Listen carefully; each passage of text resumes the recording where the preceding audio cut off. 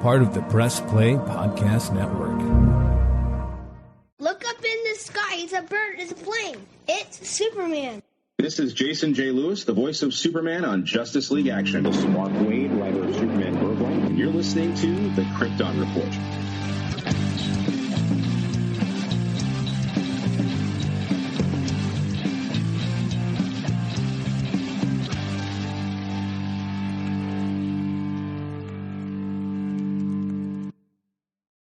All right, so we just saw the trailer for Battle of the Super Sons. Selah, you go first. Okay, so there are kids, and there's Robin, Supergirl. What's the Superman? What's the other kid? Superboy? It has Superman, Supergirl, Robin, but what's the other one? Superboy. No, there's like 4 of them. That's not Supergirl. I don't know. I'll have to watch it again. Can't do. What do you think of the trailer, Selah? It was cool. Okay. Turn it back on? Okay.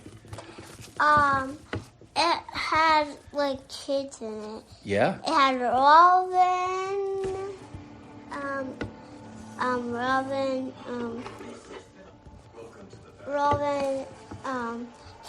Superboy, Supergirl. I don't know the other one. So we'll just watch. Okay. And then I'll tell the other one. What did you think, Solomon? I'm not done yet. Hold on, let Solomon talk for a minute. Well, there's no Supergirl actually. There's no Supergirl. Hold on, let's watch. Just Solomon, say what you're thinking. It's cool. It's cool that it's the bad guy's Starro, Yeah. but I wish it was something else. Look at that. They have to fight their dads. That'd be like me and you fighting, Solomon. Yeah. Oh, It's it's Wonder Girl. That's who it is. It's Wonder Girl and Beast Boy. Yeah. But it's Cassie as Wonder Girl. So it is a young kid's Wonder Girl.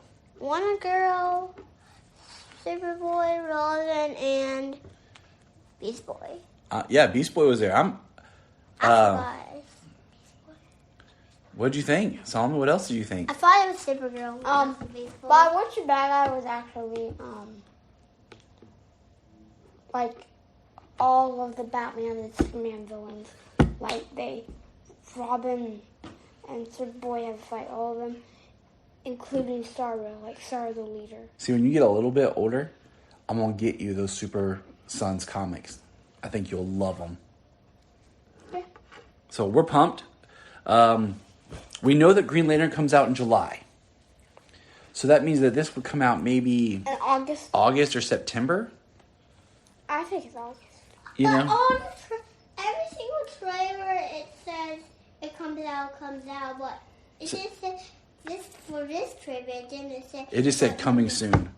Yeah, but So we know it comes out this year. Probably September or August. yeah. Yeah. That will go with September. Yeah, I think that's a good bet. Right. All right, guys. Cool. I think August. Podcast, now part of the Press Play Podcasting Network. I am your host, Tyler, the Superman of Blue, the Man of Tomorrow, and with me is the Man of Steel, the Superman of Red, that friendly guy that you just want to high five, Mr. James Cole. Welcome, James. How's it going? Hidely ho there, neighbor. What are you looking at me like that for? I got swimmer's ear. Good. How are you? Because, I went swimming and I was an idiot. Which I never get. So it makes it even more frustrating right now that my ear is clogged. So, but hey, we have some Superman to talk about. Right. And before then, we're going to touch on a little bit, just a little bit of the news. Because there's been a little bit, and we got some exciting parts. And we're just going to jump right into it, okay? Because, that's how life is. Are you ready? Stargirl, Season 3 promo trailer. coming soon. What'd you think?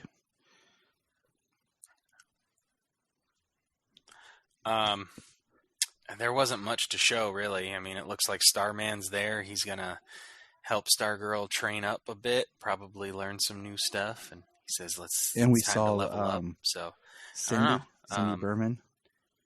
She was there Yep. quickly. It was only 30 seconds. Everything was or quick 23 seconds or flashes. something. Yeah, like 20 something seconds. I mean, it was all quick flashes of everybody. The most interaction you got with was Starman, Stargirl. Pat was there. They flashed the mom and Cindy. I don't even remember if they showed any of the other JSA. So, I mean, 23 seconds. But, you know, we get flash. Just let you know it's coming. Oh, it's been a great show. And we got Stargirl's been a good show. We're getting this, Stargirl thing. Yeah. The week that Superman and Lois is ending and The Flash both wrap up. But what I find interesting is it says coming soon. And didn't they say that Stargirl was going to be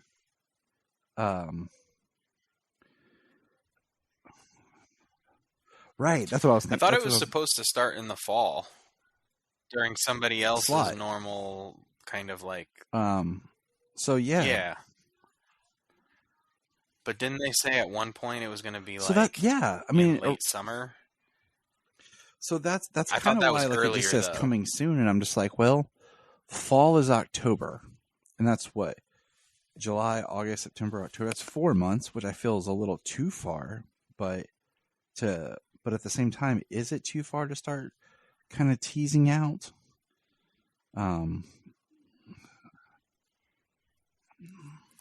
I mean, for a 20-second promo, I don't think it's too early. I mean, let people know. With that 20-second promo, it's kind of like just let people know, like, Stargirl Season 3 is coming because you guys might be checking out for a little while because Flash and Superman is over. It's a possibility. I don't know. Yeah, might be a little marketing tactic. It was exciting to, it's hilarious because good old Brian, is just finishing up season 2 because he was behind because he didn't take our advice that Stargirl was awesome. I was going to say, he waited till season 2 was done and over before he even watched any of it, didn't he? Idiot. But, I mean, in one breath, I get it because of having to go through the whole just dealing with the CW app, same commercials, same crap over and over, waiting till it dumps on HBO. So it can be nice. Yeah, I usually try to check out during commercials while watching the CW app because I know it's going to repeat itself. Like, I mean, heck, if you watch Tubi or like Pluto TV or something free that's got ads, like, you'll see the same ones, but not like every single ad break. Like they've certainly got a lot more commercials that go along there. So the other big news, which is exciting as crap, which I had to have the kids chime in on because they're the kids, is we got the first trailer for Battle of the Super Sons, the first CG DC Direct animated film. Now, before we actually talk about the film itself, when they said CG, what did you picture in your mind?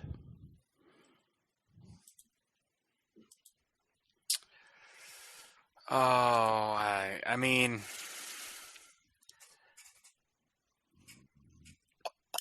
honestly, I mean, probably a little more like Pixar, kind of like what they do with Super Pet, something more in that vein.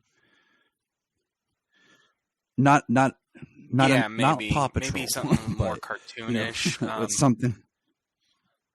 Yeah. Well, what they've got kind of going on here with this one. The animation looks like it's More Spider-Verse style. What's the Spider-Verse or That's a good one. That's a good Armored one. Iron Man. Yeah, that pretty cool animated show with that young Tony Stark. That's kind of what it reminded me of. It's been a while since I've seen it, but that's what I remembered. So that. Well, what about you? Do you like the? Yes, the it took the me CG just a little animation? bit to get used to it. I've watched the trailer I think 3 or 4 times now, and it just it did take me a moment to get used to it. And I will say that everyone that has watched this trailer is super pumped and excited. Jania was like, wow, that looks good. My buddy Donovan was like, wow, that looks good. I don't think anybody has watched this and been like, you know? Yeah, no, I don't. I'm happy I haven't to heard see, anybody say anything bad about it. What do you call it? 11-year-old John back. As much as I'm really digging Son of Kal-El, well, that's I really Tom love Taylor's writing young it, 11-year-old John. Oh yeah, I've got the Super Sons trades. I want to buy the omnibus. I want to buy an omnibus, but the problem is it's really cool. The hardest part for me about buying an omnibus has been so many of them. I have so many of what's inside the omnibus, and I think Super Sons would be the first one that I could buy with only having maybe a few issues, individual issues. So I'm pretty excited. Like I want to buy it and just carry it around. Like yeah. Yeah, I got the Super Sons Savior trade, that one that kind of crossed a few books where Tim Drake from the future was I have that in individual going after John. Yeah, I got that trade. Totally. I was like, yeah, definitely. Yep, that's a Super Sons of Tomorrow. So is the trade. There we go. But let's get back to the trailer.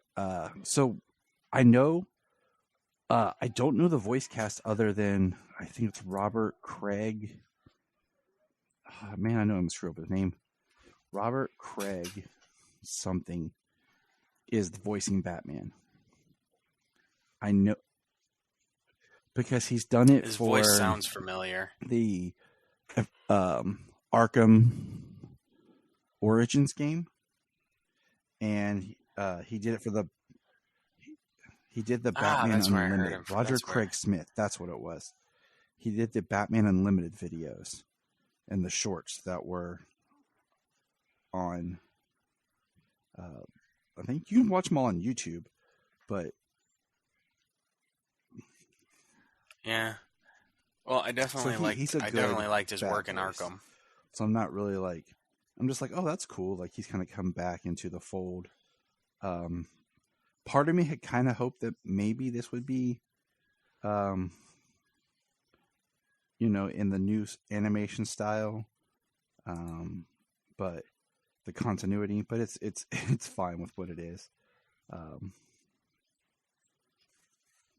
Right. Well, at least we got a toddler John. That's my next favorite. In Young Justice. But Superman's voice sounds kind of familiar, but I don't have a clue who it is. So no, yeah, me neither. Pretty stoked about that. We see that Starro is the villain, and Solomon was pretty pumped about that. Mm-hmm. Right, I thought that was awesome. Interestingly, they came out of the mouth, so like I thought that was pretty dope. It's like they're in hiding. How that worked out. And Yeah. we have basically everybody gets taken capture except for the Super Sons, and they got to save the day, and they got to fight their dads. We see a young, looks like Wally West Flash, maybe, or Bart, but we see Cassie Sandsmark young, so maybe a potential like Young Justice or some sort of team in the future film. Yep. Yeah. There was a Beast Beast Boy. Boy there. Yeah, it was a nice little lineup. They had there was Martian Manhunter.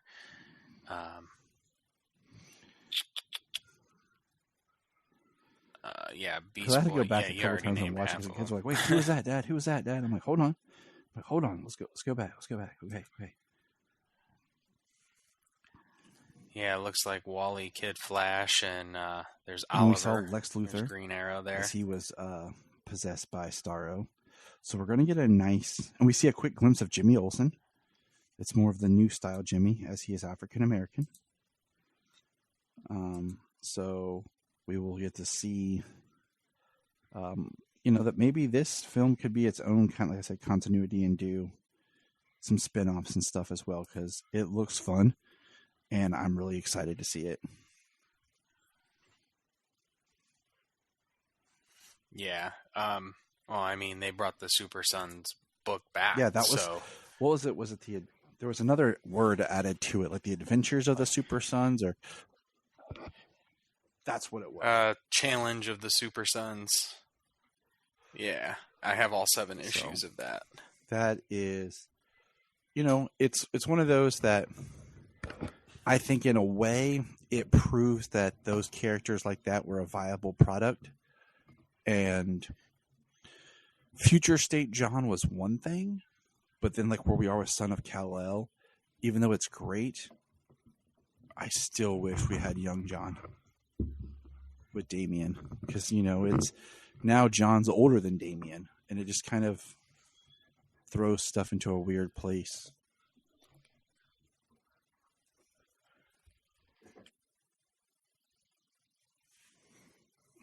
So, you still there? Oh, it just went quiet. Sorry. Could be the I the am ear. still here. The ear. But hey, we have a finale to talk about. Are you ready? So here we go. I am ready. Definitely ready to talk Okay. about this finale. Superman and Lois, Season 2, Episode 15. Waiting for Superman. By Chris Daughtry. My Chris. Wow. What an episode, right? What are your thoughts? Just you go. I'm done talking. Take it. Roll with it. Go. Oh, I mean, yeah, what an episode. It was awesome. We talked about them kind of saving their budget in the last episode. And one little nugget I want to drop, since our last episode was kind of quick. We did miss yeah? the best line of the episode. We didn't talk about where he says, where he's talking about where Sam is saying, if you made a mistake, that this isn't your fault, and if you made a mistake, it was saving me. And Clark says, saving That's a why life he's is never a Superman. mistake. And I like how they actually separated that, because he said, saving a life is never a mistake, and he paused. It's the end of the sentence, and then he says, especially yours. So like they gave him the perfect Superman line, and then followed it up with what was meaningful toward to the show. It was. It's powerful writing. So yeah, but we open up, and they definitely spent their budget here. We've got the two Earths being merged. Allie she's out of the void, actually like trying to physically merged the Earths because they're like in the same universe now, and Clark. I mean, it's pretty much the end.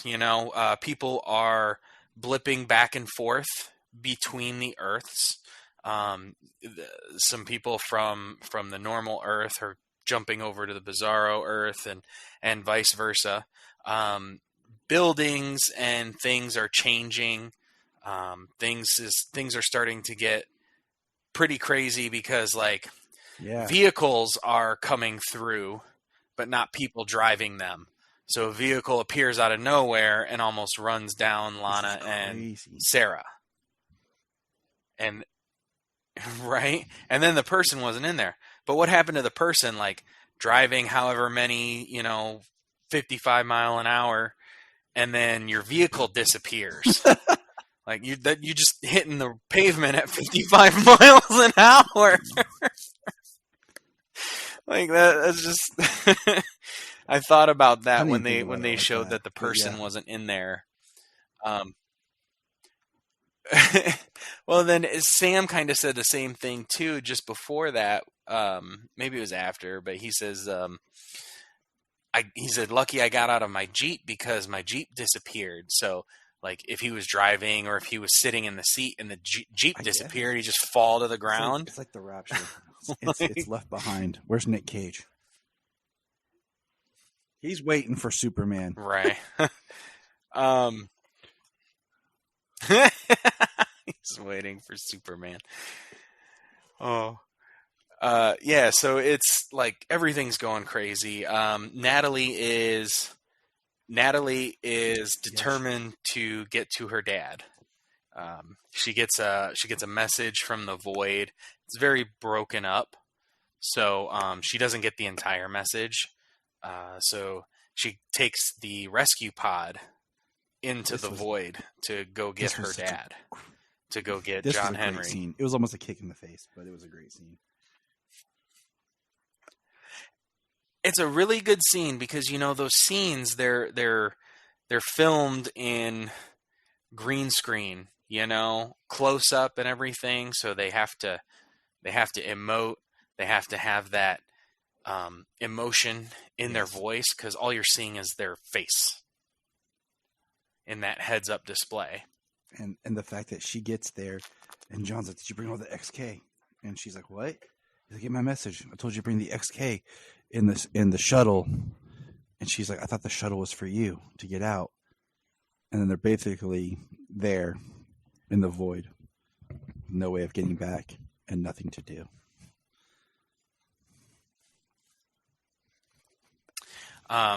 They do come up with a really cool, interesting plan to drain all of the XK that's like powering their defenses for their suits and put it into the pod and send it into the portals to collapse the portals. Which they said worked. So I think it disrupted Allie for a time being, maybe not separated the Earths or anything, but it disrupted her, which we'll have to get back there because she enters the Void to go after them. But Clark, determined to save the day, the only thing he can think of is to have Tal, who is back on Earth. He got transported to the Bizarro Earth last we saw him. No. The last time we saw him, not quite sure. Maybe when it was he just left the fortress. It was the Bizarro Tal that she took all the power from. Yeah, it was the Bizarro Tal but they didn't know where Tal was after they destroyed the. He's been doing his own thing. Has he? I thought he said he was on the other Earth. Maybe he just was blipping back and forth. Maybe maybe one of those two. So, but either way, Tal shows up, and of course he does. He wants to help, He's kind of he's kind of having somewhat of a redemptive moment here. I mean, he's still, where we find out later on, he's still around, he's still alive. So is he going to have any more nefarious plans moving forward? We don't know. But in this episode, he kind of has a redemptive moment where he's there to help save the world, and he says that his family, Clark and his family, are the only, or Cal and his family are the only people he cares about on Earth, and he wants to help save the day. So Clark's idea is to have sense. Tal throw him into a very the Superman sun. thing to do. We've seen it on Smallville and stuff before, like, throw me in the sun. Oh, absolutely. I mean, yeah. Are you sure, brother? Yes. Yeah. Right. I mean, how many scenes do we have of him reaching for just some sunlight to start to recharge? It works that fast. It works that well. And then how many other scenes is there where he flies up above the atmosphere so that way he can get those unfiltered sun rays, and that's like what really charges him up. So it was pretty cool. Awesome effect, the heat effect coming off of the sun while they were flying. The only thing was Clark has zero out there power. near it. Oh, I do like when Tal goes and gets his suit for him and brings it to him to change into. And like Brian's, it looks horrible. And like Brian said, but that was pretty how cool. is Tal's suit so good looking and Superman's his butt? Right. Well, I think they really want to have that shoulder to waist ratio with Superman. Give him that really that V look that like Henry just nailed in Man of Steel. But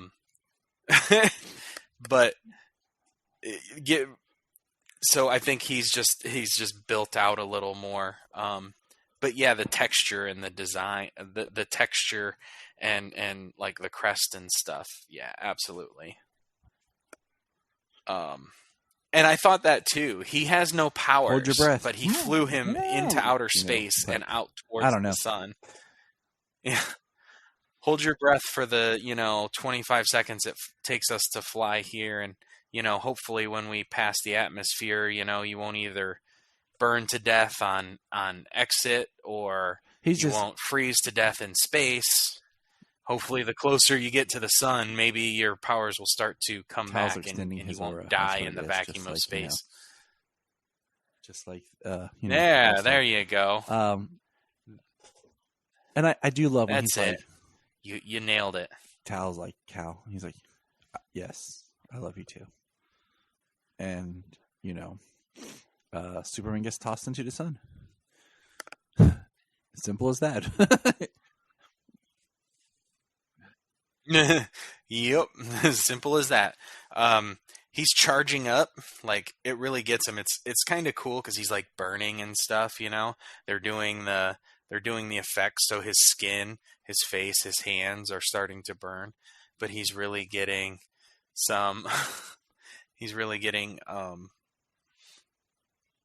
like the sun has like almost, it has lines through the suit that all like converge to the S on the chest. On Twitter put like they that should light left up the lines in the suit like that. Like it looked awesome.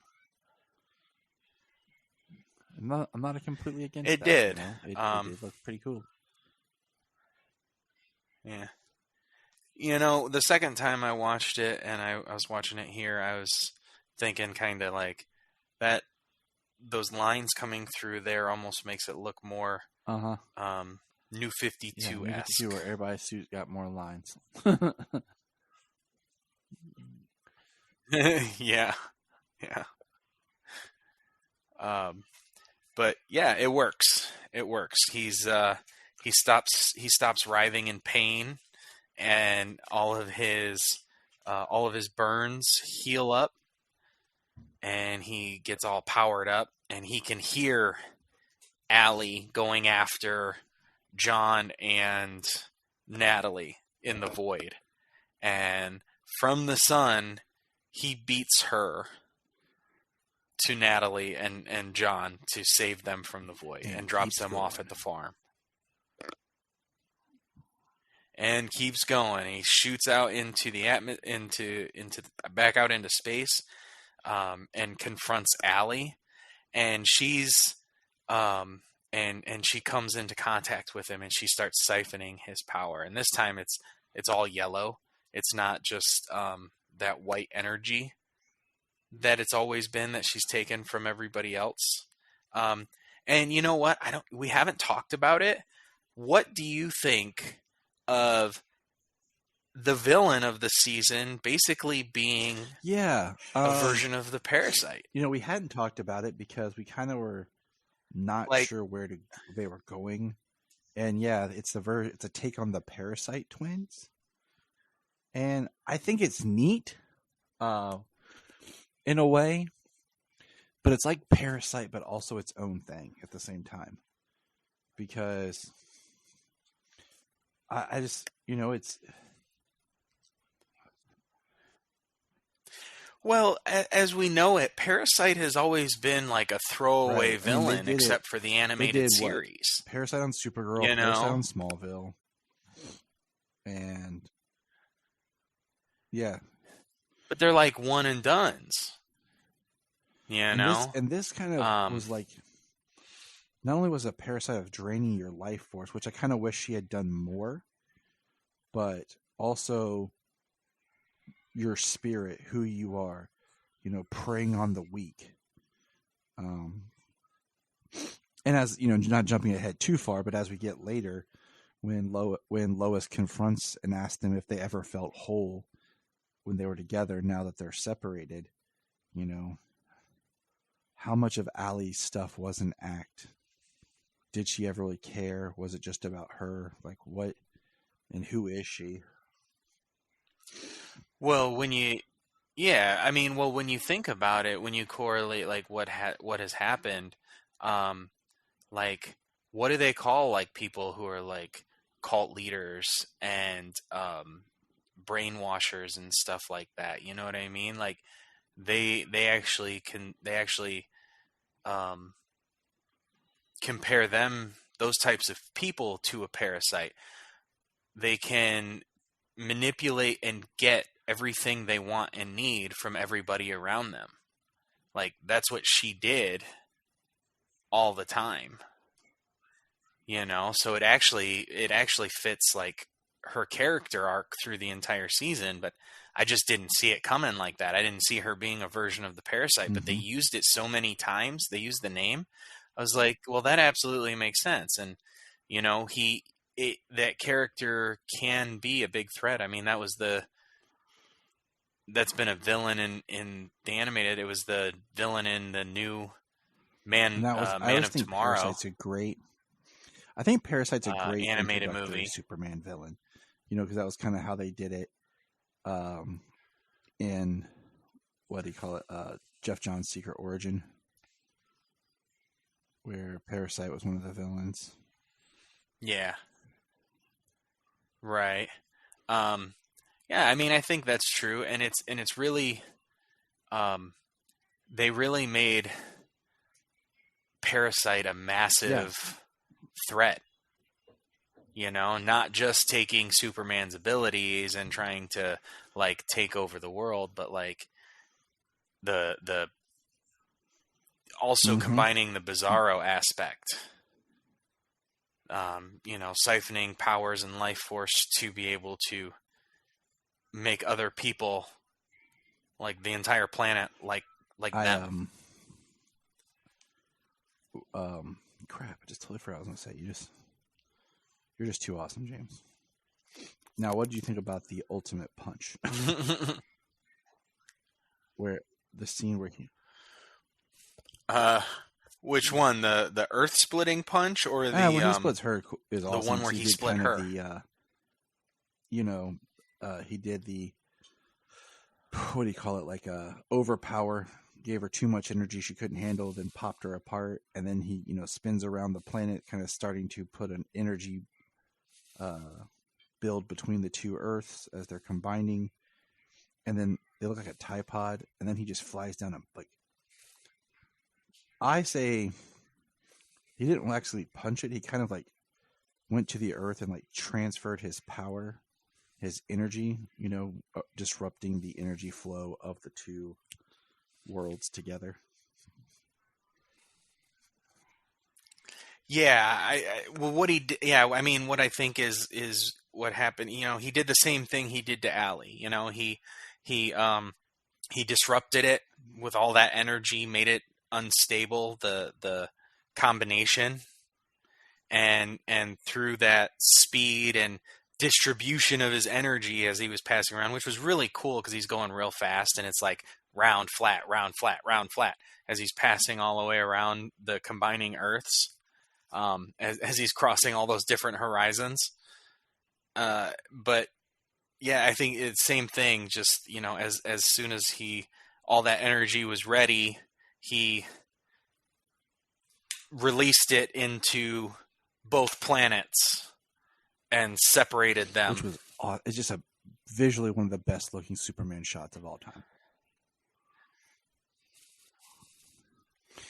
And then it was freaking sweet. So following up that scene, they're having fireworks, and I love that one of the fireworks goes off and it's the Superman symbol. But I do wish there had been a couple of shots of maybe stuff around the world, it wasn't just affecting Smallville, it was affecting the world. So, we have this celebration in Smallville we cut to, and it's Miracle Monday. Nice Elliot S. Maggin shout out to his book, which I'm going to be reading soon. I have to finish the first one. But it's the whole world should be celebrating this, not just Smallville.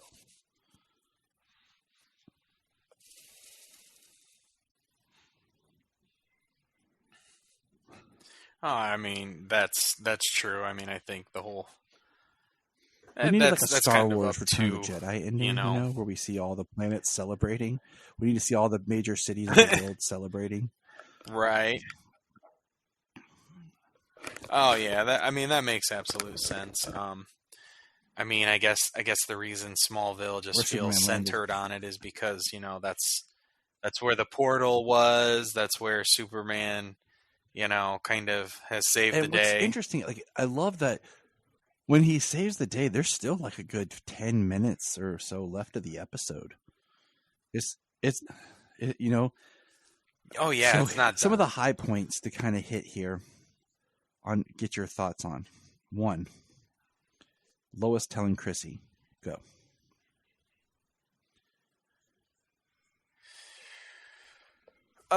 So I mean, we can't have these shows without some people knowing. It's just you can't have these shows without people knowing. It doesn't work like that anymore. I mean, you really have to suspend your disbelief, and so I think she was, she's supposed to be a good friend to Lois. This season's been kind of a roller coaster with her. Yes. I did like the way it ended. I mean, I want to say that definitely, I like it. To boil it down, I liked it. I think with the way this season has gone, and the strain that they gave, the strength of the story for the entire season of the strain on relationships, the friends and the family and the loving relationships, boyfriend and girlfriend, husband and wife. It's been a big issue this season, in many ways. So for Lois to do that, I mean, that it's been approved, they trust her to do it. And that's, I mean, after everything she's gone through this season. And for her to understand Lois and not think that Lois is withholding or Lois is cheating or lying, for Lois's integrity to their jobs after everything they've been through. It comes to a respect thing as well. Yeah. Yeah, I think she's definitely think that Lois is giving Chrissy that respect, because Chrissy had always had that And reverence for Lois, but especially through this season, they it kind all of makes sense. tarnish that It all clicks into place. with the It all makes sense. secrets. Yeah, very, very. The writing is top notch. Connecting the stories of the entire season.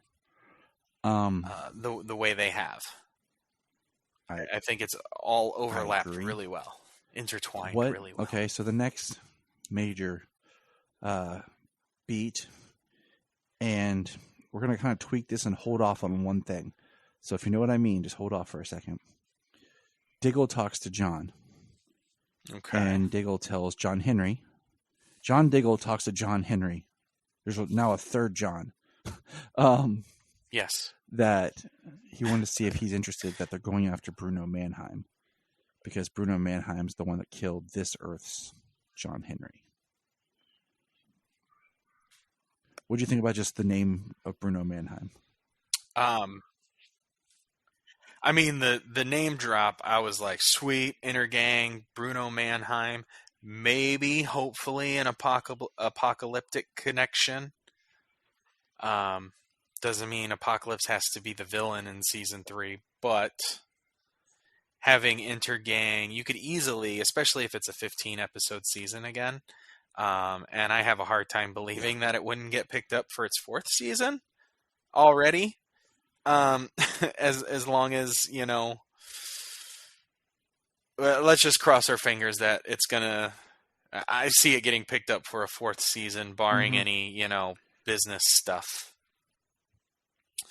I could see them definitely dropping Apocalypse teases in season 3 to maybe have it being an overwhelming threat.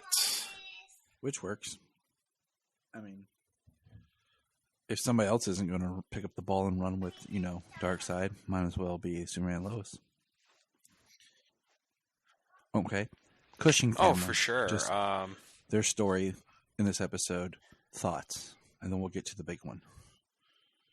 Actually, we'll skip, we'll jump, we'll do something else, then we'll get to the big one. So, Cushing family. So I'll start with Lana and Kyle. I think the resolution was just fine. I think the resolution was well done, justifiable. Lana kind of, Lana being truthful, Lana being firm in how she feels. They haven't beat around the bush when it comes to these stories, these relationships. They don't drag things out, which has been really nice for the storytelling of this show. So the way that they have their last dance was very sweet, very, very well written, very adult. It was very good. And then we had Clark standing over there, and they didn't show it, and they didn't have to tell you, but he heard. He knows that their family is still broken. He says, "I just wish everybody could be and then as happy as I am right now." He's like, that's now. And I love it though. Well, I mean, when you couldn't picture that in the least, when it's like the most ridiculous concept you could think of, that Clark Kent is Superman because of the persona that they've perfected and built around him. To now you look at him and see this God standing there You know, like yeah, I mean, it's a lot to process, and how humbling that that would how humbling that could make you feel to see somebody so down to earth and caring and loving and protecting, and he's this Mm-hmm. this farm kid, this farm boy, still living on the He's farm, this, raising his children. mid-30s-year-old man who moved back home to his parents' house. Right? What? Yeah. Millennials. Right. So it's definitely it definitely warp your view. You kind of would have you almost have trouble reconciling And then, okay, that fact. so do you think it's just inferred that Sarah knows that Jordan is Superman's son? Because it's like he's telling her, like, at the end, like they're talking during Miracle Monday when all the kids are running around dressed as Steel and Superman, and we actually get to see some merch with kids wearing red capes with the yellow S on the back. So that needs to come in. We'll talk about that. Yeah. In a minute. Well, when we talk about the kids, there's a baby who is dressed like an old school looking Superman pajamas, but with like a crocheted little bottoms on and like a crocheted cape Yes, and it a was. cap. And it I'm very was surprised freaking that there wasn't like adorable. a shot of like a Superman stand with like a QR code that you could freeze and scan, and it takes you to a special DC store where you can buy everything that's, in this episode. Because most of it's stuff I've seen online, That would be at some place or another, to purchase. Okay, because Jordan's telling her about the powers and everything, so I feel like it's kind of inferred that Sarah's going to know that Jordan's actually Superman's son and everything, but it's never in the episode straight up told to her. It's just interesting. Yeah.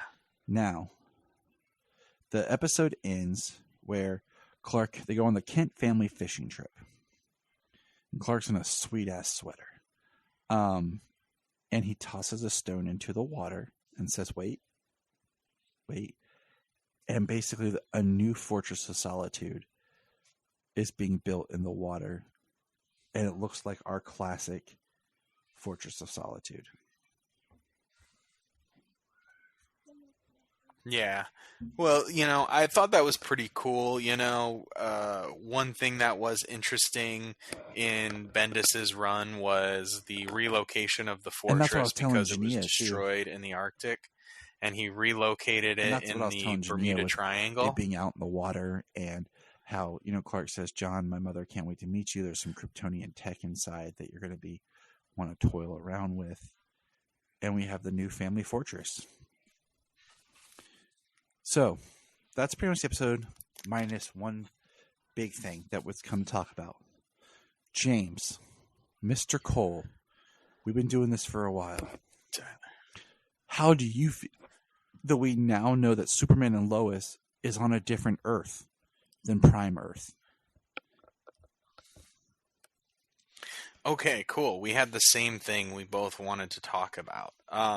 So in this episode, we get a scene where the boys are freaking out that their dad's going to die. This is when he gets thrown into the sun. And he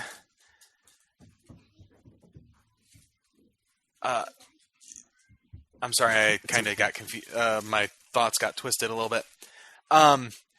The boys are freaking out, and he stops them, he calms them down, and he says, as the head of the DOD, he's gotten to see a lot of things. He's gotten to see other worlds.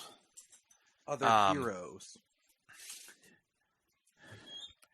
Other heroes, the leagues that save them. Sorry, the cat just knocked over my books.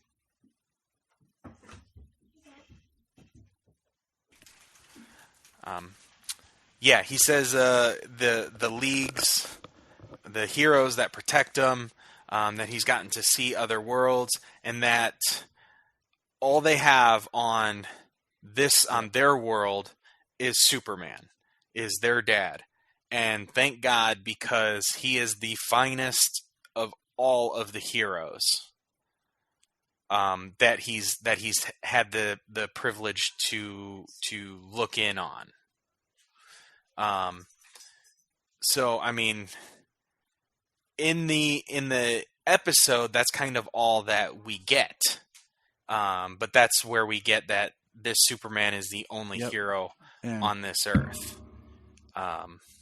So, I mean, it's real quick, and you can almost miss it the way that it's dropped in there.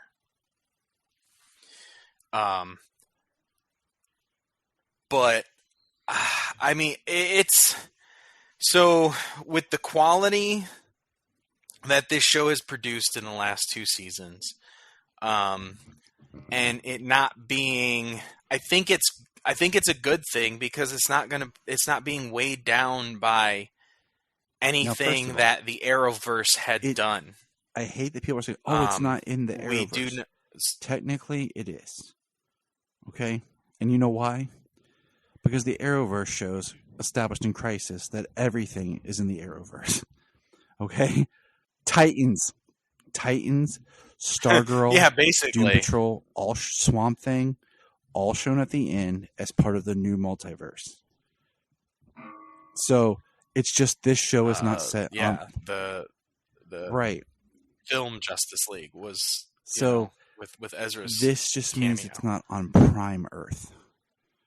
It's on an Earth that's part of the new multiverse. I just wanted to clarify that because I love arguing with people. Yeah, it's the thing that the thing that Crisis did on the TV was just put all their characters on one world, but there's still the multiverse that exists. It wasn't the same. It wasn't the same collapse the multiverse and there's only one universe. Theirs was different. It just put all of their characters into one world. So I mean, it's an adaptation of what Crisis on Infinite Earths is. I'm fine with it. I think after all the with all the shows being canceled and everything that's happened, it's fine. It explains Lucy much better. It explains Sam better. It explains the Fortress, the absence of Supergirl. It gives it all a new coat of paint to do with what they want. The only thing is now that means that for some reason Superman never showed up in Supergirl season 6 because there still is a Prime Earth Superman.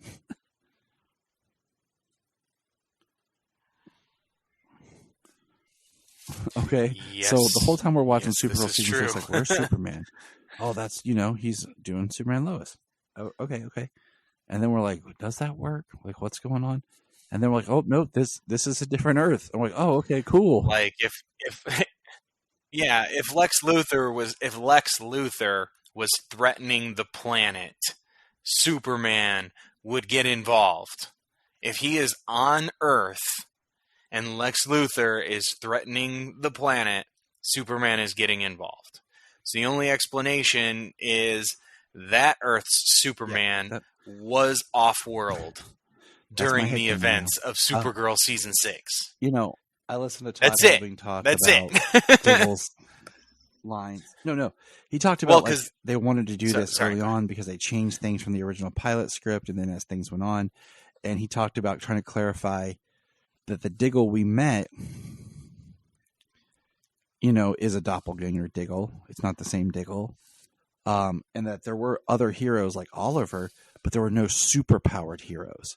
So when Sam talks about, heroes, he's talking about superpowered heroes, the big leagues. And all there is for superpowers is Superman. But there had been Oliver Queen, small scale heroes. And I'm like, okay. I'm like, all right, I'm going to go with it. Okay. I'm going to go with it. I still don't think the Diggle lines work from the first season for what you're trying to establish here. Because they talk about Crisis and knowing about Crisis. And if we look at it, the Flash the Flash hasn't even discovered the new multiverse yet. So I think there's a little bit of problems there, but I'm just going to go with it. Okay. It'll all work out in the end. So, you rack your brain too hard, then you can poke holes in any fictional universe you want to. You have good, solid writing. You can do a lot with some good writing. But anyways, and then so that brings me to the question: like with Diggle, why not just go ahead and make him John Stewart? Why even make him Diggle if he's going to be a new Earth? Why not just introduce himself as John? But that's where I feel like they weren't quite sure what they were doing. And, we don't know how things were filmed in order with what DC would give them permission, yada, yada, yada. But hey, James, what do you want to see in season 3? What do I want to see in season 3? Oh, dang. I had thought of some stuff. So, we're getting season 3. I definitely want to see Bruno Mannheim. I want to see Intergang. I kind of want to see like the introductory story we get of Steel after the death of Superman. He is going after Intergang. He's going after arms dealers. Mostly people who are using his weapon designs, but yeah. So that'll be kind of cool. Let's see, like super powered.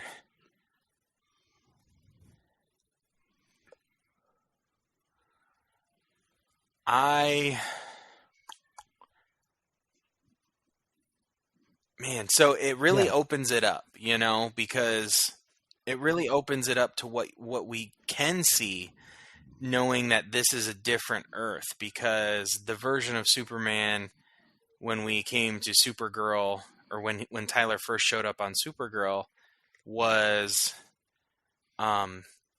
Superman who had stopped Zod, Superman who had stopped Lex, Superman who had died from Doomsday and came back. Here, I'll give you my rundown real quick, okay? Season 3, ready? Superman gets a new costume. Yeah. We fixed the neckline and the symbol.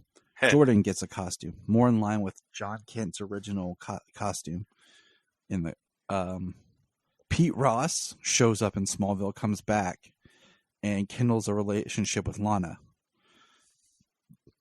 Steel gets a new suit with the symbol and cape. We get some episodes that go back to Metropolis. The Daily Planet reaches back out to Lois and Clark, because the Daily Planet, remember, was owned by Morgan Edge. Morgan Edge is technically gone because we didn't hit this, but Tal's on Bizarro Earth somehow. So we'll see how that plays out. And so Morgan Edge is gone. So someone has to own the Daily Planet. So the Daily Planet will dispatch out to Clark to be like a correspondent. So Clark starts working at the Daily Planet again, like correspondent. So we get a couple episodes in Metropolis, taking some of the things out of Smallville. So we're not just in Smallville always. And I want to see John Cryer show up for at least an episode or two as Lex Luthor. Or like maybe get this like a 3-episode arc or something, because now we can have Lex, same actor, new coat of paint, as Helbing put it. And then I want... Yeah. I think he would really be great to go back to what he did in season. Yep, exactly. 4 when he first showed up. Yeah, before he went all the writing went campy too long. Goofy. He stayed too long. And then I want at the end of the episode either one of two things to happen. Yeah. I want the portal to open and out walks Colin Salmon as Zod. Or a portal opens and Sega L drops out. And somehow we kind of tie it back to Krypton.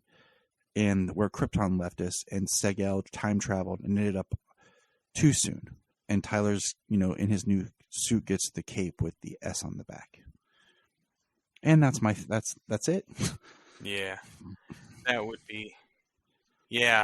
be amazing to tie Krypton to Superman and Lois, because I mean, you could see Tyler Right. being Exactly. his grandson, like, you could see that, and then Krypton was such a fantastic show that was itself an amalgam of so many things Kryptonian from so many different versions of Superman. Yes. So it was like an amazing Krypton. And that's like what we've got with this show, is an amalgamation of so many versions of Superman. So Todd Helbing, I to know give you're us listening what we've to the got show. now. Appreciate it. I'm available for a job. Okay, I have my writing chops ready to go. Send me a line. I'll work cheap too. Work from home. I'll work cheap. Okay, here I am. Yeah. I mean, Ohio's not far I'm from home with Canada. Superman. Okay, we're right here.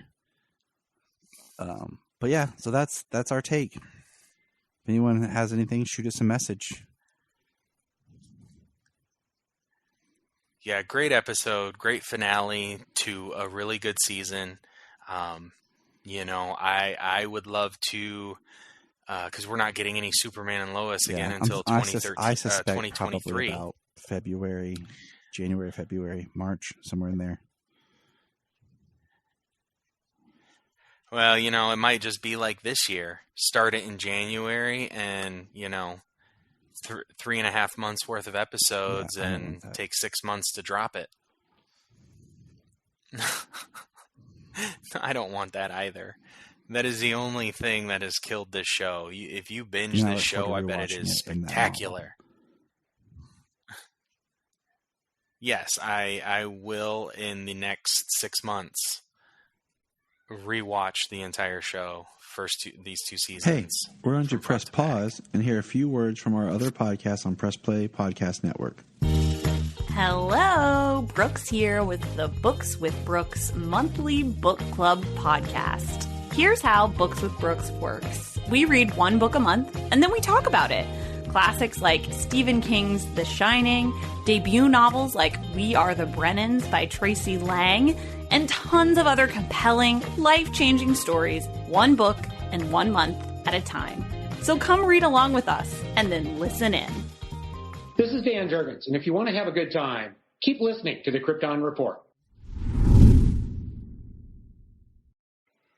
Hey, everybody. Welcome to the Krypton Report podcast. I have with me special guest.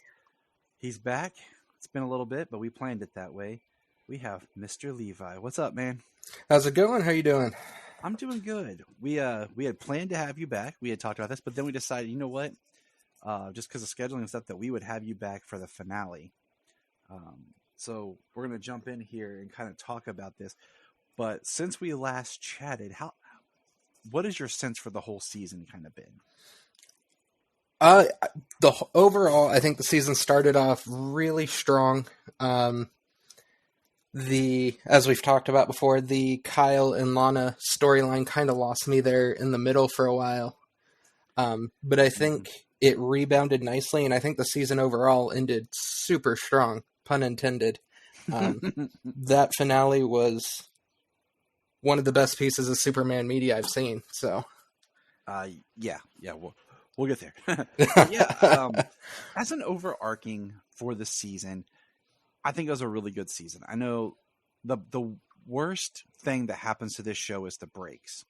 Yes. And I've said before, I don't mind like the typical mid-season break because of the holidays. That's fine because, there's always a lot going on in people's lives. There's staggering holidays and all that. So I don't mind that break, okay? But it's hey, here's 2 episodes. Here's this. That gets to me because it kills the momentum. It's like I think the sweet spot is you need to film everything, then do it kind of like streamers do, but do it once a week. Yeah. Keep the momentum, keep the conversation, and just, an example of this in a way is, my buddy said the craziest thing was when Stranger Things season 3 dropped. Everybody binged it over July, that weekend, the 4th of July weekend. We all watched it, we all talked about it, and then that was it. It was done.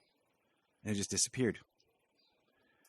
And we have other shows that come out weekly from a streamer that keeps us in conversating about them. But then this show, it comes on, it's strong, it's building its hype, we love it. We're so excited that it goes on hiatus. And I understood, like, during, like, when everything was coming back, from the pandemic and stuff, there was these weird release schedules and things. But I think it's time now that we course correct these hiatuses. And are you watching The Flash at all? I'm not. I'm just starting to rewatch the early seasons of Flash and Arrow, so I'm hoping to keep the momentum and get through The Flash finally. Well, I know they tweaked, like, this last hiatus was supposed to be, so that the same week Superman and Lois ended the same week The Flash did. And they kept saying there was going to be a special appearance on The Flash. So I thought it was going to be something big.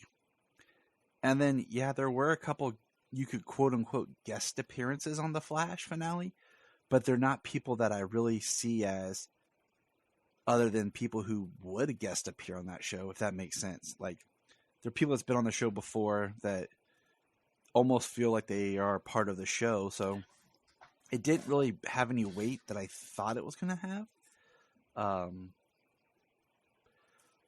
Yeah. So anyways, all that to say, I'm really enjoying this show. I think, for the most part, it has its ups and downs, and that's just the nature of the beast. The drama, and sometimes you want more, but I really love the show, and even the stuff that I don't care for, it doesn't bother me enough to deter from the show. Same. When this show is running on all cylinders, I think it's one of the best shows currently out there.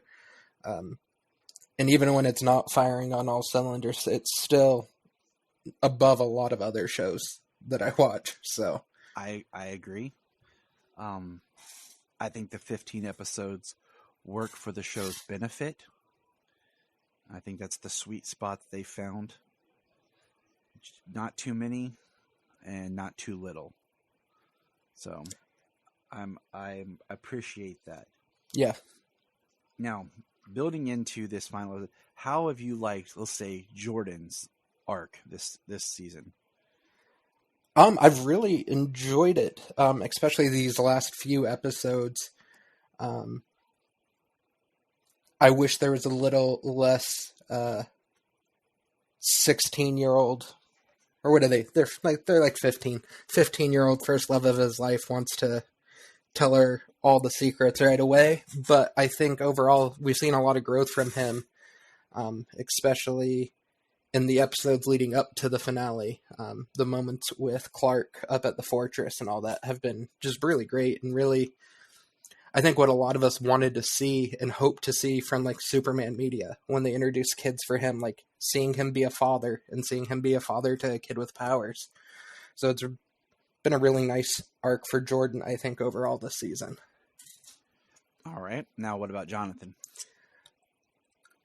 Kind of the same with Jonathan. The protecting the girlfriend over the course of the season by keeping the secret that she was selling drugs. Felt like that dragged on for a bit too long, but it did give some really great scenes of Clark being the upset parent for a change. And kind of that same, how would Clark Kent be a parent to someone? So it's led to some really great scenes, even if I don't think the story itself is the best for on the Press Jonathan. Play Podcast Network. I agree. I think it also helped lend to when we meet John L. Yeah. Of kind of that mirror of what my son could turn out to be if I'm not a better parent. Yeah, definitely. If I neglect my child the way that this other Clark had, this is the type of person my son could turn out to be. And I think, like, I agree with you. I think part of it did drag out. And then, but the worst part is, like, for me, it's like, I really, I'm going to sit down and rewatch this season because I really want to watch it straight without with all the stops. Because I feel like the stops do hinder a lot of certain character growth or momentums. We were both talked about how we were, first time we chatted, we were both talking about how good of a character Kyle was. And then, bam. And that's been a rocky up and down because Kyle's like, I'm curious where they're going to take him, what they're going to do with him. The Cushings being kind of this opposite of the Kents. Will he get faded out in the story? I don't know, but where might he go down the road? I have a prediction, and we'll get to thoughts for next season when we get to the end. How have you enjoyed Clark's big kind of rest of his arc this season? It's been interesting because the whole initial premise of the show, going back to season 1, was they wanted to move to Smallville to like slow down and raise their kids, especially with the chance that they could be developing powers and all that. And they didn't get to do a ton of that the first season, but they've done a lot of it this season. Mm-hmm. And like really seeing him dive into like having to discipline his kids and like having to make sure, that his son's not selling drugs and all that. So it's got that like good family drama, especially for him, seemingly taking on kind of the bad cop role in the parenting this season. And then of course, him having to deal with the cost of secrets in his life and how those affect the people around him who don't know the secrets. It's been just super interesting to see. And you know how I feel about his portrayal as Clark, not just Superman. He's just nailing it. Every time we watch, I just turn to my wife and I'm like, he is killing it as Clark Kent. So that was, a question I've asked a lot of people when we first kind of interviewed them is like, who's your favorite live action Clark? And it seems that Tyler is coming up more and more with his Clark, and it's justly due.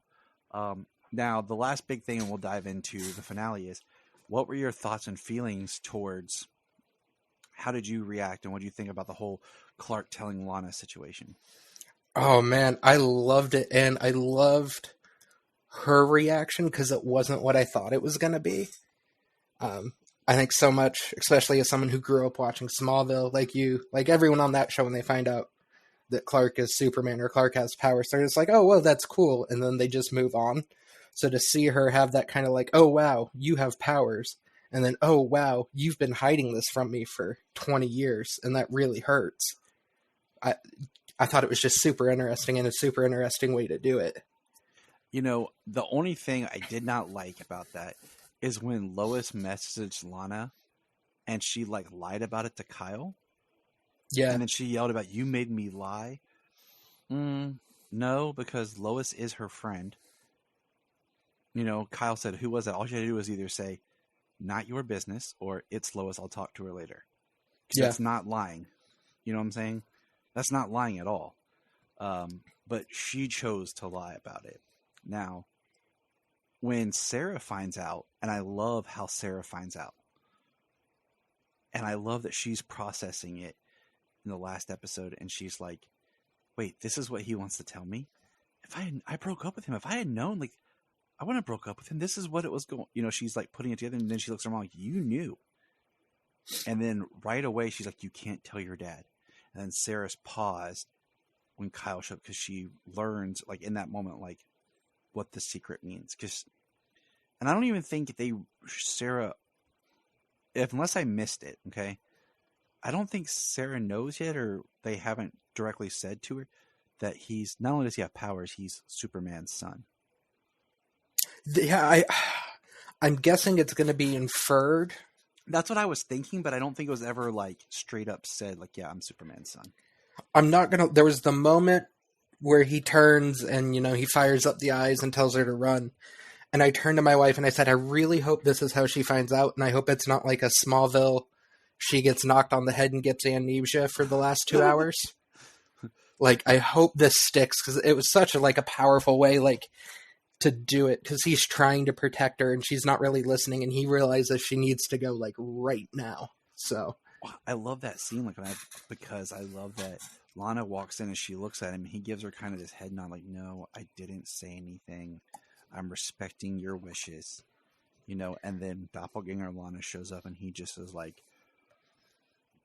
yells the run and has the, his eyes light up and he turns.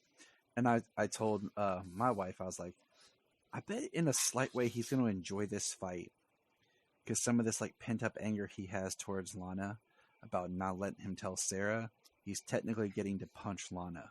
But it's a different Lana. He is getting to release some of that anger. I hadn't even thought of that, but that's a great point. Yeah. And I said this in conversation was, would have been an interesting stake they could have brought in a little earlier, is John L. mentions that when the worlds merge, Superman will basically cease to exist because there's no one for him to merge with. And I was like, wouldn't it have been interesting if on the other Bizarro world there wasn't a Jordan, it was just Jonathan. And then that raises the stakes of trying to stop this so that, Jordan exists. Or it also shows Clark and Lois as parents over there having just one son, how they can mess things up. I don't know. It was just a thought. But that's us trying to catch up, having talked a little bit here and there. Yeah. But let's get into the finale. How do you just want to say your thoughts? Do you want to go beat by beat? I'm good for whatever. This finale, for being an hour long, it was pretty jam packed. So going beat by beat might be the way to do it, I think. And I assume the title for the episode is "Waiting for Superman," so I had to sample Chris Daughtry singing and send it to James.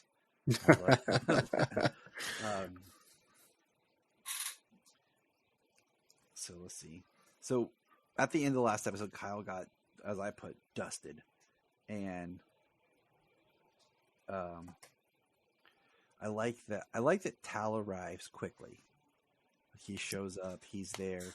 He's ready to help. And then we have Lois is on the Bizarro world. Sam's there, and then she runs into Kyle, and that Bizarro Lois is on the regular world, which made me think how exactly the merging stuff's working. Because they're flip-flopping the people into the worlds, but it doesn't look like the people are actually starting to merge together. Yeah. They're not there together at the same time. It's one's on one Earth, one's on the other. Other than say, because then I brought up, is there a Sarah? Because on the other Earth, Lana married Tal. Yeah, that was a thought I had while watching it too. Is the Cushing family doesn't seem to exist on the Bizarro world, so. So we have the like a lot of shows kind of do is the penultimate is the build up for the finale, and I think these two episodes did it perfectly. I didn't feel like I was wasting my time last week watching an episode, but this episode definitely had the feels and everything in it. We have Allie not in the void. She's basically out in space, and we have Tal flies up to stop her. He's going to try to save the day, and he gets basically taken down again. Yeah. And Jordan flies up there and gets him, which I thought was awesome. Yeah. And Tal, I think, has had a great arc the second half of this season. So yes, he has. Speaking of Tal, I think maybe it'd be easier if we just stay with characters. Okay. I like that, he helps Superman, and, Clark tells him, "You're going to fly me into the sun." I think that's what Mother was trying to tell us. And it's and if something doesn't work, they're still you. And he does it and everything, and then he like disappears, and I don't know how I feel with him being on Bizarro Earth when it ends. I honestly don't really like it because, yeah, it's kind of a fresh start for him in a way, but there already was a version of him on that Earth. But it's like, how does he process the language and everything and have powers under the red sun? It just kind of doesn't make as much sense to me, as much as like if he just came back to Earth and tried to like start over or something like that. Yeah. I loved his arc. Like my prediction was that he was going to die helping save the day, or that he would end up saving some character or something like Lois or whatever, and he would die saving them.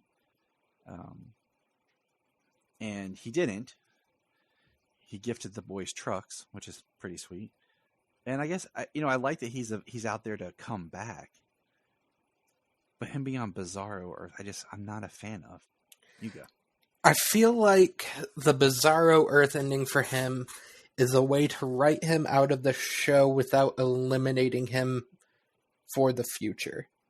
And I think that's the main reason, because I think story-wise, for a kind of a 2-season arc for that character, it'd make more sense for him to sacrifice himself. I'd say probably saving Lois after the scene a few episodes back where he talks about wanting to have a family and how Clark's family is now his family. So saving Lois, I think, would have made more sense thematically, but would have written that character out of potential comebacks later on. I think we could have done it. I mean, you could have had him stabbed with kryptonite and goes down. You think he's dead, but it got pulled out and the soldiers find him and the DoD takes him and they secretly have him in a project wing, and some clandestine version of, I don't know how deep we want to go with character-wise, but something like that where Clark and them think he's dead, but really he's being held hostage. I don't know, something like that. It just kind of depends, but it is what it is. I would like to see him return. I do like his arc. I do like the character, and Superman having a half-brother is cool. And my friend pointed this out. He says, why is Tal's suit so awesome and Clark sucks? I think what makes Tal so interesting too is he's not quite an anti-hero by the end of this season, but he's got kind of that anti-hero swagger to him too. Like when he walks into the bar at that end of the episode and he's just like, hey, I'm here. And none of you can understand me, but I'm buying drinks for everyone. Like he's got this like really interesting swagger compared to his half-brother. Very strong, confident man. Yeah. So what were your thoughts about, let's see, if we're moving around characters, we have Tal we'll save Clark to the end, but let's just talk the Cushing journey. Thoughts on the Cushing journey?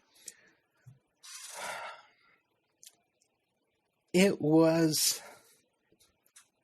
good. I like, we kind of talked about the Sarah finding out about John in the previous episode a little bit. I think this one was interesting to see how much Lana still seems to care about Kyle, for whatever that storyline ends up being worth long term.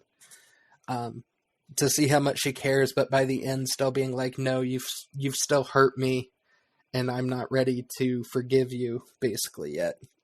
I thought was a good way to end that, because we had talked earlier in the season like, well, I really hope they don't go the cheating husband route with him. So it's nice to see that they did go that route, but they didn't give him total forgiveness by the end of the season. He's still got to work for that. I told my wife the only thing that, not that it's right or wrong, but just for a character development, the fact that we never got to see them to understand where their relationship was, who Lana was, who Kyle was at that time, to get a better sense of what happened. Yeah. We are just through the portal of how they are now, and that happened in the past. And let me ask, do you want Lana to forgive him, or do you want them to explore the idea of them being separate and Kyle slowly gets faded out of the show? So I'm of two minds on this, and I'll explain both. On one hand, I don't want her to forgive Kyle because I think it just goes too far into the soap opera that you could go with that route of cheating husband, and then he wins her back, and they get back together, and the world's all perfect and great. So on one hand, I really don't want them to, but I'm also, after what Lana says to Clark when he reveals his secret about, like, oh, did you ever really love me? It's pretty clear she still loves him. And I feel like if she is single for too long, then the writers might be tempted to go down the love triangle road. Well, let me just throw this at you, okay? This is one of my thoughts for season 3. Okay, you ready? Pete Ross rolls back into town. He moves back to Smallville. And starts to kind of rekindle a friendship and a little something else special with Lana. And old Pete comes in and saves the day. That works for me. That's and because, and I think it would be interesting to take the Kyle character and explore the idea that he never does seek, he has to move on with his life, and he has to see what life is like without Lana, but still be part of that family. Yeah, and at this point with Kyle, let's see. I'd like the writers to have him throw himself into now being the best dad he possibly can. Lana's mayor, she's going to be busy. Let's have Kyle step up and be the parental figure for the Cushing girls, and really lean into that. The one scene that I was joking with my friend is I just kind of wanted a scene between Kyle and Clark, and Clark's just so you cheated on Lana, huh? And Kyle's like, yeah, man, it was none of your business, Clark. He's like, oh yeah, why don't you go ahead and punch me in the face, Kyle, and see what happens. Just this kind of Kyle goes to swing and just breaks his hand. That's what I thought. It's really weird we never got some sort of scene between the two. I know there wasn't a ton of time to write one in. There's those glances at the quinceañera, and then at the end where Clark kind of listens in on him, and he says to Lois I wish everyone could be as happy as we are. Yeah. And I think, the thing is, I think it's kind of an elevated thing of Clark when he has the conversation with Lana, and she asks him if Lois ever did, and his response about, I would try to know why it happened. Yeah. I think it would not even a confrontation between the two, just a kind of oh man, you really screwed this one up, and I hope you can figure it out type thing. Oh, I did forget. Sorry. For the Tal, when they're standing by the sun, and Tal looks at Clark and says, Cal, and he goes, I know. I love you too. Yeah. I was like, yeah.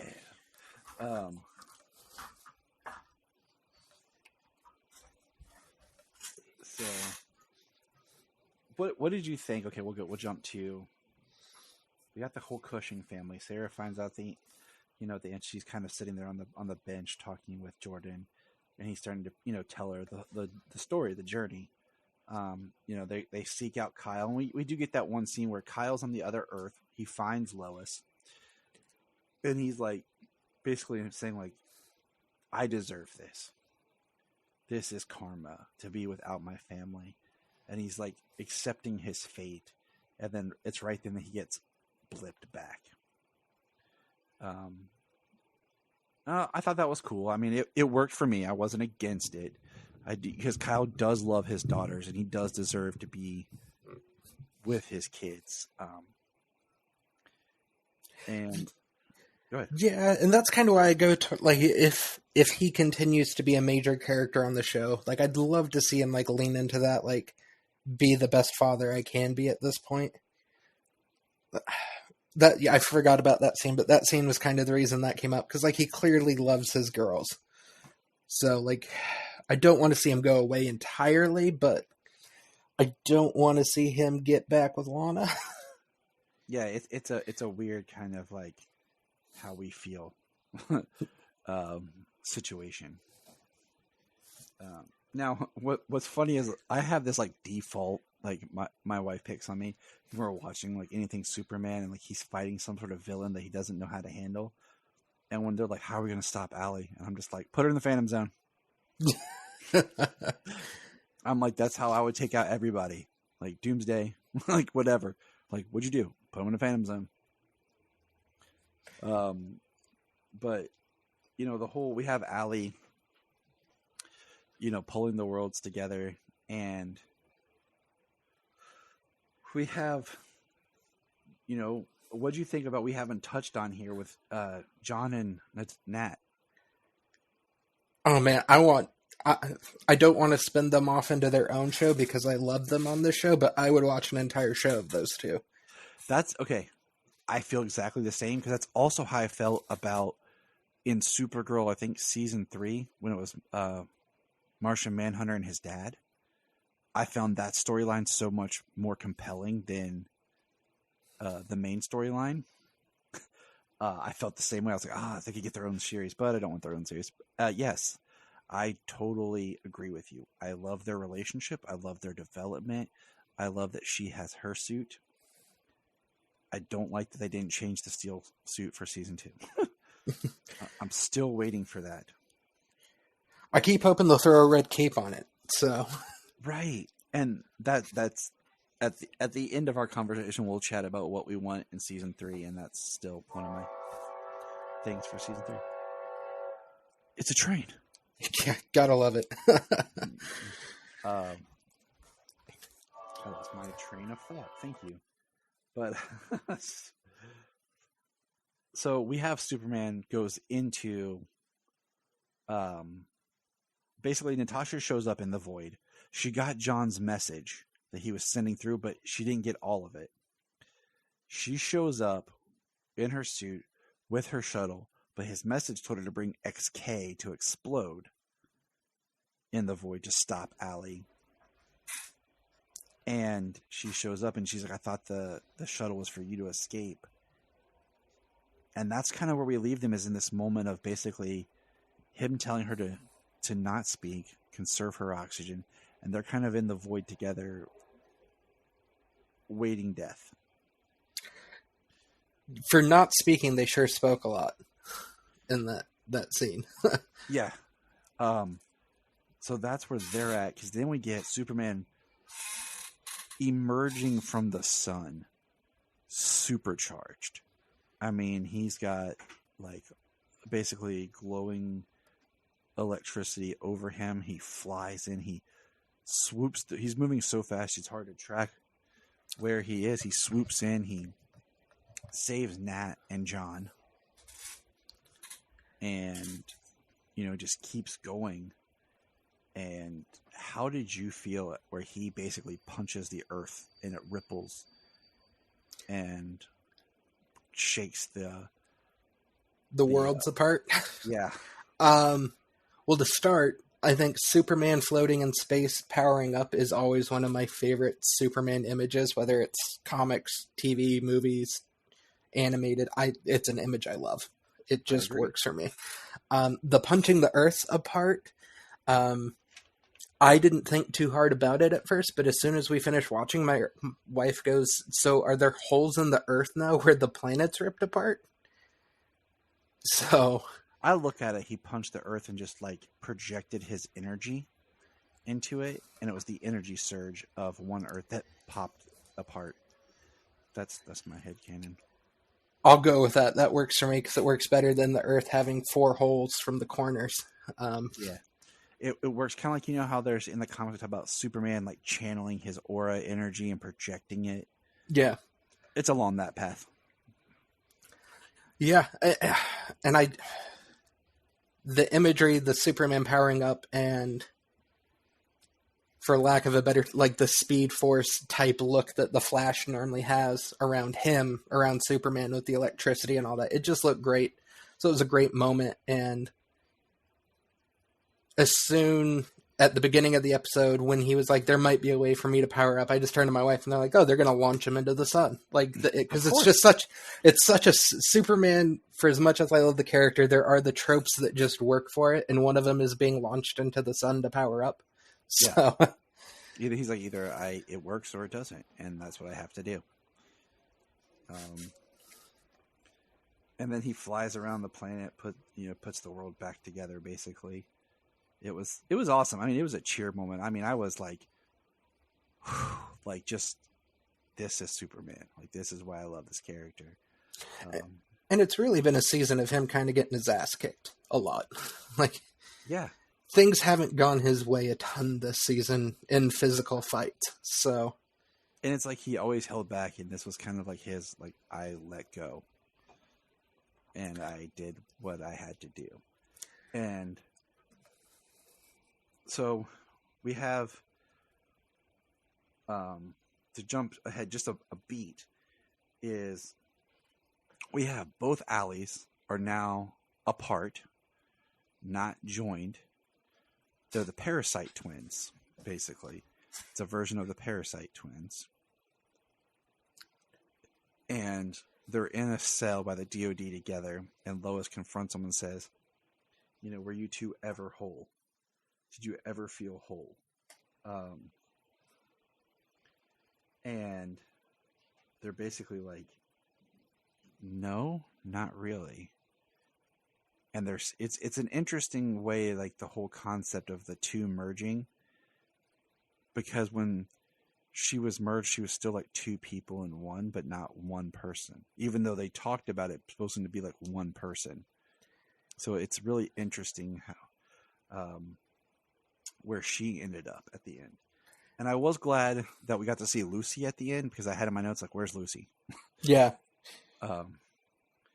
So that was nice, because I actually had to scratch that out of my notes. I think the alley stuff, depending on how deep you want to go into it, I think it's a nice commentary on not looking for fulfillment in other people, even if that other person is a bizarro Earth version of yourself, that like you can't find someone else that's going to fix you. So I think a lot of that kind of mostly with Jonathan and Jordan, it kind of felt like in a lot of ways they were looking for shortcuts this year to feel better. Jordan was always wanting Sarah to make him feel better, and that's why he loved her so much. And, Jonathan protecting the girlfriend and all that. Like, they were looking for external things to make them feel better about themselves instead of, doing the work like they did in the last episode. So that's a very, very good way of putting it, to kind of sum up a theme of the season. So I'm trying to break these down little beats by little beats. There's so much in this episode. And there's so much more. Like, this is one of those episodes I would later love to go back and just do a commentary over. Lois telling Chrissy thoughts. Oh, I loved it. I was laughing that entire scene. And then at the end when she's staring at Clark. Like, he's like, is she going to be like that forever? She's like, yeah, probably be a while. Yeah, I was literally just laughing out loud the entire time she's telling. Because that's how we'd all react. So. Yeah. I mean, at first I was like, wow. And I don't want it to get to be like The Flash, where like Barry just tells everybody. But I think that Chrissy has become so involved in this season that there would be no way to repair her and Lois's relationship, and for Chrissy to understand what's really going on and who Lois is as a person without knowing. And you also have to explain, like, it makes sense why Superman works with Lois Lane when she's in Metropolis, but why does Superman keep popping up in Smallville? That's one thing for season 3 I'd like to shift, is Superman not being as involved in Smallville. Like, he's Superman, he can fly away. Yeah. So now, this one's kind of a double-handed thing we're going to talk about. And this is the big, I think part of the big one, is we get a speech from Sam about, and I'm paraphrasing it here, is there are other worlds, other heroes out there, but this world just has your father. And I've seen, into other worlds. And, then Diggle comes in, and it's Diggle talking to John Henry. And he mentions that Bruno Mannheim, they have a lead on Bruno Mannheim, and that Bruno Mannheim's the one that killed this Earth's John Henry. And so, okay. I've listened to Todd Helbing talk, and he dissected the words. But at the same time, I really think when they started season 1, I've heard this, it was supposed to be very much tied to the Arrowverse. And first of all, let's clarify that term Arrowverse. First of all, I've always hated that. Second of all, I just sent you a map that I drew because I was bored of the new multiverse. All right, let me look. Okay. And I added some stuff in there. But if you want to get technical, it still is in the Arrowverse. It's just not on Earth Prime. Because technically, as established in Crisis, Titans, Swamp Thing, Doom Patrol, Stargirl are all in that same multiverse universe. Yeah. Even the DC films are in that. So, I mean, it's part of that multiverse, but it's not Earth Prime. Okay. I think it works with Sam's speech. Todd Helbing talked about the idea that there were other heroes on Earth, but there was no superpowered heroes. Superman is the only superpowered hero. So it's trying to pad out that there was an Oliver Queen, but he just wasn't superpowered. Okay, I'm going with you. I've heard about how they changed things from the original pilot script. Got over this train. I'm sorry. It's okay. I don't care. Honestly, it adds to the ambiance of more powerful than a locomotive. I have looking at the trains that are near me are far enough back but I used to live right by a railroad, and I lived next to a church, a Catholic church, so it would ring their bells. So trust me, I get it. I feel like the Diggle stuff is what doesn't really work for me because it was so on the nose last season, even though you can kind of read it both ways, that they're saying that this is just a Diggle doppelganger. It's not the same Diggle from the other ones. And I'm like, okay, I'll go with it. I don't think it really works, but I'll go with it. Okay. But I do like that this Earth, it's set on its own Earth in the new multiverse. It helps refresh, like how Lucy was refreshed. It helps refresh all the characters. It explains why Supergirl's never been mentioned on this show. Yeah. It doesn't explain how there's technically a Superman on Earth Prime that hasn't done anything. So now when you look at the last season of Supergirl, all I can think is, well, where's Superman? There's no mention of him. That's because originally he was supposed to be doing the Superman and Lois thing when all this was being done, but then they decided to change that because I'm really big on continuity. Yeah. So, but the fact that all these other shows are canceled and it's just the Flash that's carrying on Prime Earth right now, it makes more sense to this to be on its own. But I would love a Barry and Tyler team up though before Barry's gone. Yeah, and that's kind of where I fall on it. With all the other shows that were canceled this spring and early summer, I'm glad it survived, and it makes the most sense to put it on its own Earth at this point. I did read something from the producer that said they made this decision towards the end of filming season 1, but he was contractually obligated to not divulge it, which I'm not sure how much I believe. But to the Diggle stuff, if this is a completely separate version of Diggle, I would have liked to have seen them lean into the line from the Elseworlds crossover when the John Wesley shit Flash called him John Stewart and asked him where his ring was. Make him John Stewart on this Earth. You don't even have to put the ring on him. That you could tease that. You could have kept the Green Lantern teased as alive going forward in the future, like they had been doing on Earth Prime. Yeah, that was one thing. Like, that's why I'm saying the Diggle stuff just doesn't quite work for me, but I'm gonna go with it because he should have just been Jon Stewart. If this is a way for them to bring him into the Superman and Lois universe and just have him be an Argus agent, I love him. I'm in season 3 of Arrow right now, rewatching it, and he's still such a great character. Like, let's rework him a little bit, bring him back into the fold, and have him be an Argus contact. Sure, I'm all for that, especially where they're taking season 3 for Superman and Lois. Right. And I agree. Make him the Argus worker. Make him straight up Jon Stewart. Like you said, like Todd Helbing had said, is like certain characters getting a new coat of paint, and that's what they did to Lucy.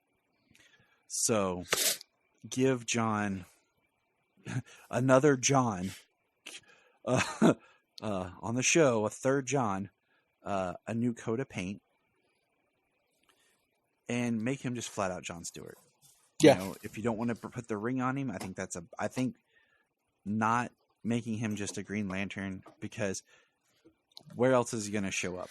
You know, there's supposed to be that show that he's supposed to do, but we'll see.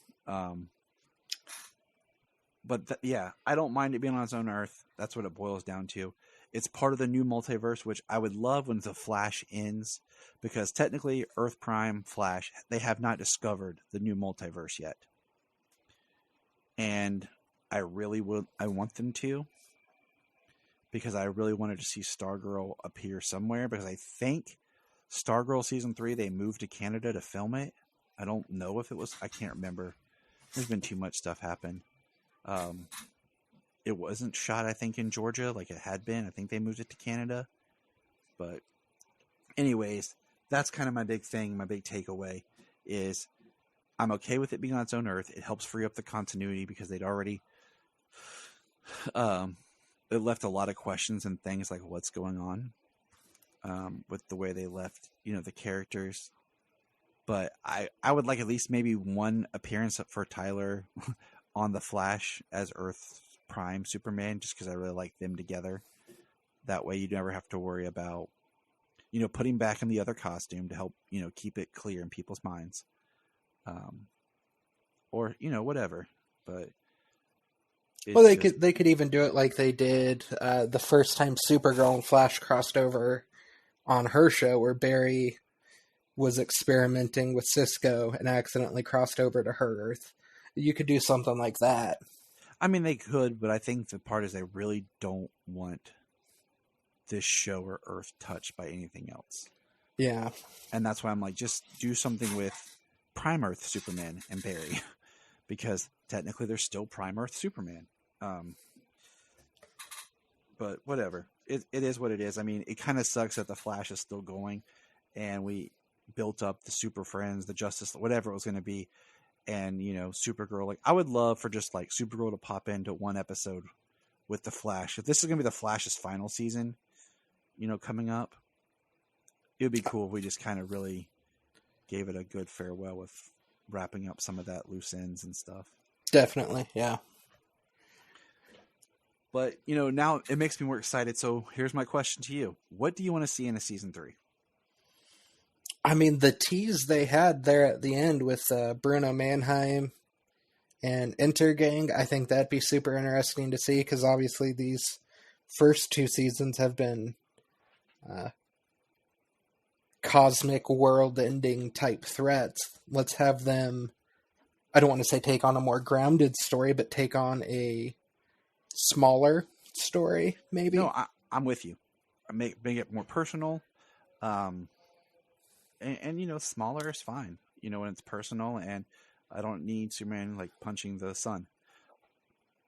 What else you thinking? Well, with Intergang, I'm thinking it makes it easier to make Clark a reporter again, which obviously they teased with the part of being why Lois tells Chrissy the secret is so Clark can reasonably come work with them. I'd love to see the Daily Planet. Yeah, Like since when Morgan Edge technically gets outed as Tal-Ro and all this stuff, like it would be interesting if you had the Daily Planet reaching out back to maybe to Clark and Lois about being like a correspondent or something. yeah, And that could get Clark back into the fold of going to Metropolis. And we have a couple episodes set in Metropolis. I'm always a sucker too for Superman stories where you get to see Clark be a reporter.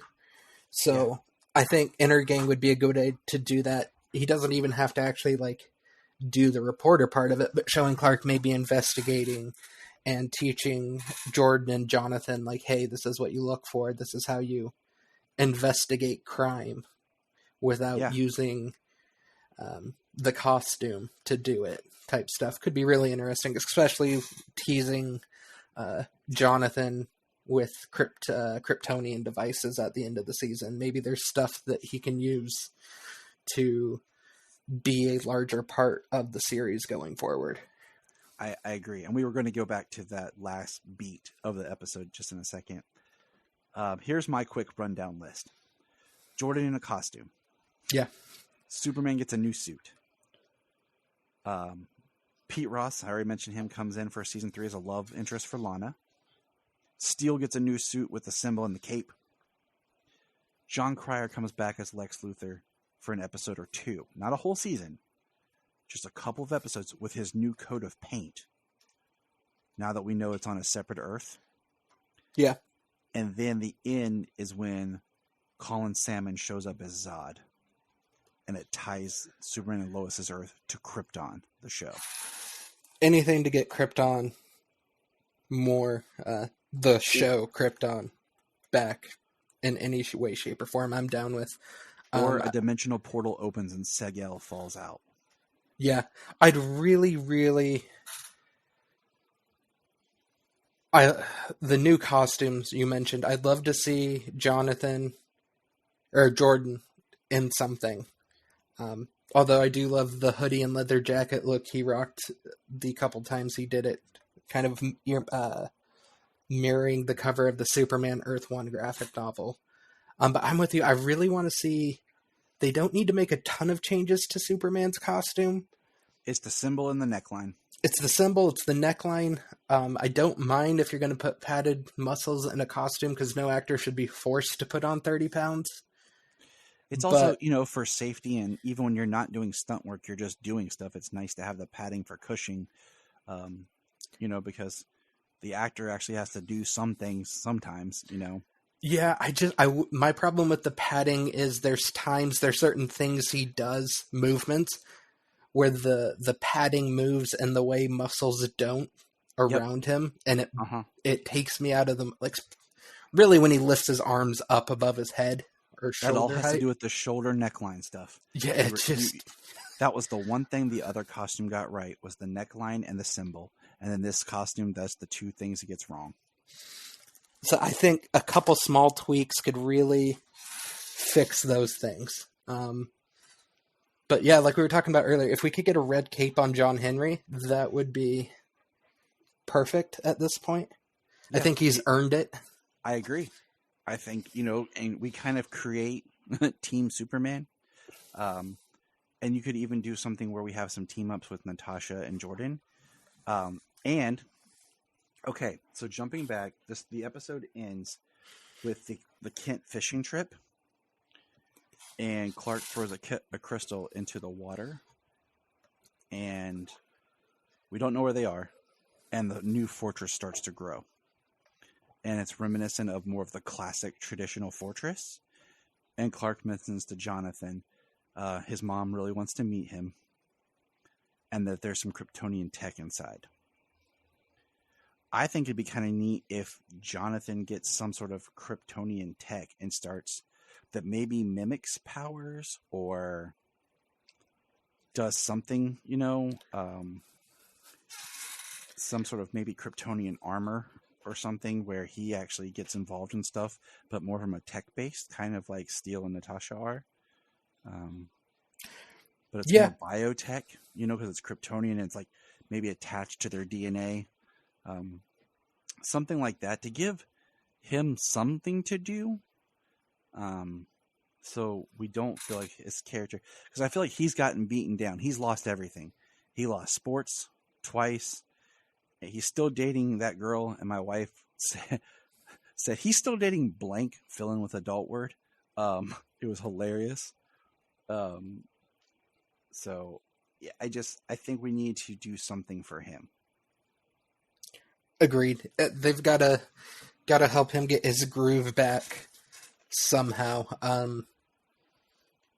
The one fear I have with the Kryptonian tech, especially with it being the CW, is they make him the Felicity or Cisco quarterback to Jordan. And I mean if it's to Jordan, it could kind of be fun.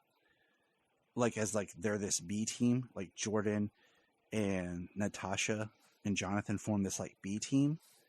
It could be fun. But at the same time, I don't want him to just be the man in the chair. Yeah. And I'm not super afraid they're going to do it because they've been really good with this show on not falling into the usual CW tropes. Yep. But Hellbing did come from the Flash, so there's always that like fear in the back of my mind with the series. So, but I look at what he did in the Flash. You know, the best Flash is when he was involved. Yeah. And, you know, so he knows how to tell a good story. And I feel like in a way, the Flash set the template more than the Arrow did, even though Arrow was first.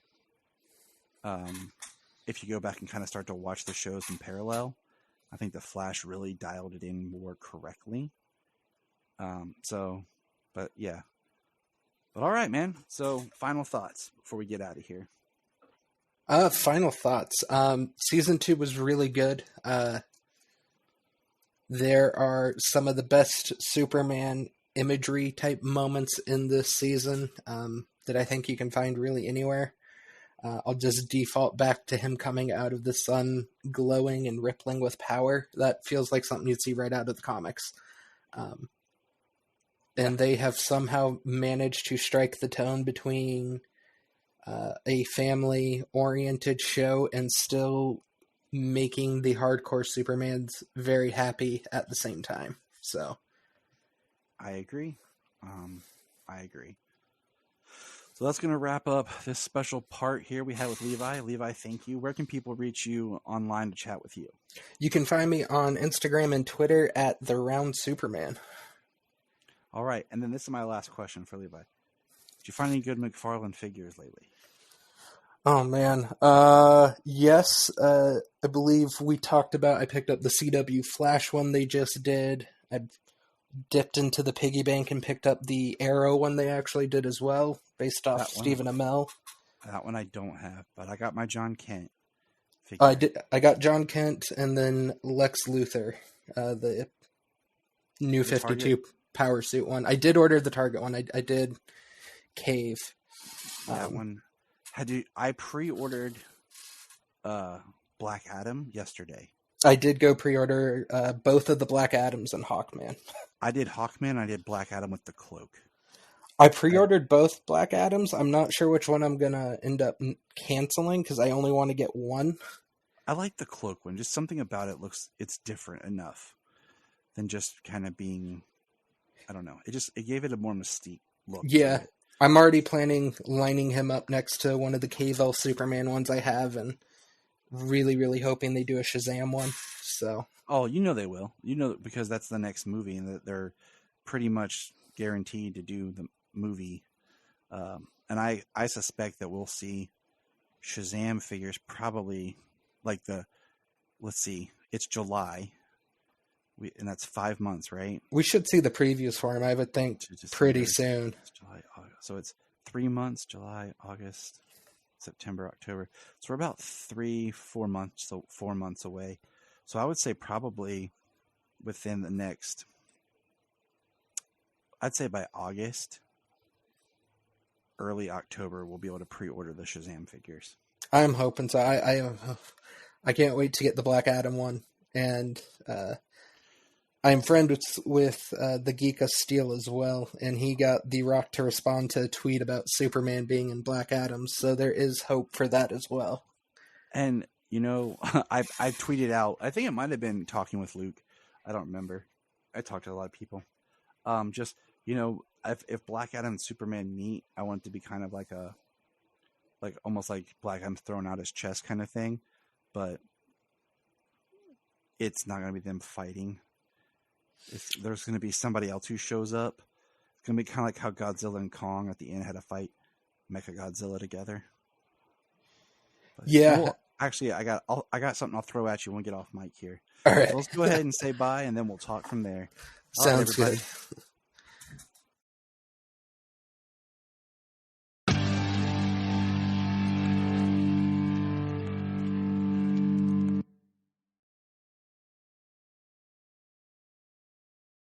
Remember to check out Krypton Report on all social media platforms. Go to linktree.com/Krypton Report. You find all of our information right there. And if you want to keep Krypton from exploding, join our $1 a month Patreon. That's right, for $1 a month, you'll get extra special content that you don't get on the main show, like movie commentaries and whatever else comes out of our mouths. So check it out, patreon.com/Krypton Report. If you are like Tyler and James and can't get enough Super Talk, check out these other podcasts. Digging for Kryptonite, Supergirl Radio, The Last Sons of Krypton, the Superboy Legacy Podcast,